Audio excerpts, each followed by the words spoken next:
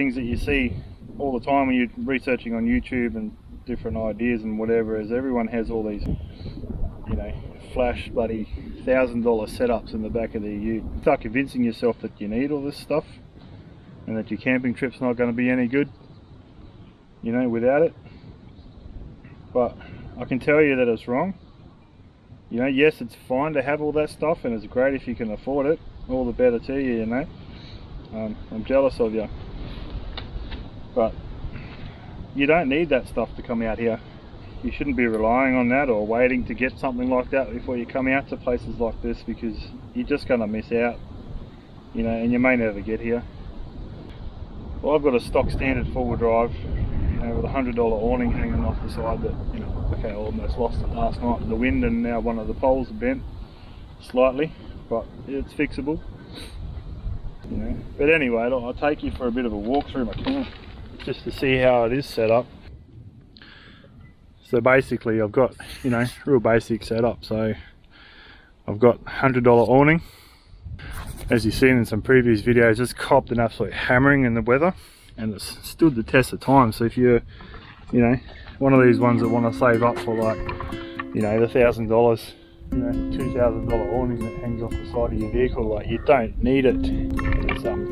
It's fine, you know, you'll get by. So anyway, got me swag. So yes, this is kind of going a little bit against what I've been saying. Cost me over $400 for the swag, but again, you know, I believe that if you're going to spend money where you're going to be sleeping, because at the end of the day, if you're cold, tired and hungry, your camping trip's going to be shit. But again, you don't need this stuff, you know. So I've got my fridge here, and over the back there, got the little what are they called, Brass Monkey, little 9-litre fridge freezer.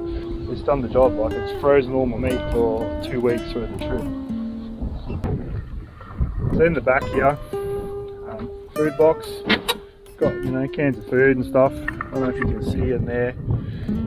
Got my Victron controller, so that does all the solar, and, you know, battery box there with a 100 amp hour AGM. Again, not overly expensive, cost me about $250 for the battery and about $80 for the battery box.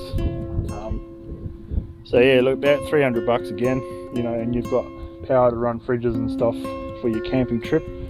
The Victron solar controller, they are quite expensive as well compared to what's out there on the market, but they are the Ducks Nuts. They're one of the best. You know, they're up there with like the Red Arc and you know, a couple of other really good top name brands.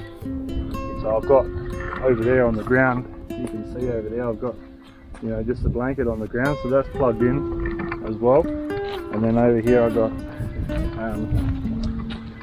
on top of the roof there, I don't know how clean it is, I haven't looked, should be alright. So yeah, what else is there to go through? A little bit of setup on the back here for you know, a bit of touring that I've been doing lately. Yeah, all I've really done here, I don't know if you can see it, so I've just screwed on these two poles, these two here, to the back of my ute, sprayed them with a bit of sealer, like a rust sealer. So they've been on the ute now for over 2 years. And then I've just screwed everything onto that, so I've got these jerry can holders that lock, so you know, you don't have to worry about people pinching your fuel. Obviously if they want to get to it with a pair of bolt cutters they can, it's not going to be too hard, but it's more for the opportunistic person, you know, stopping them. And then all I've done here, so I've got my shovel and my Max Trax on the back here, and all these are just you know, your Pro Rack stuff. So these are supposed to actually bolt onto the side of your roof cage, but all the holes, believe it or not, perfectly line up with these jerry can holders. So purely coincidental, I've been able to mount everything onto the back of the ute. So but yeah, that's basically my setup, guys. And yeah, I'll catch you in the next one.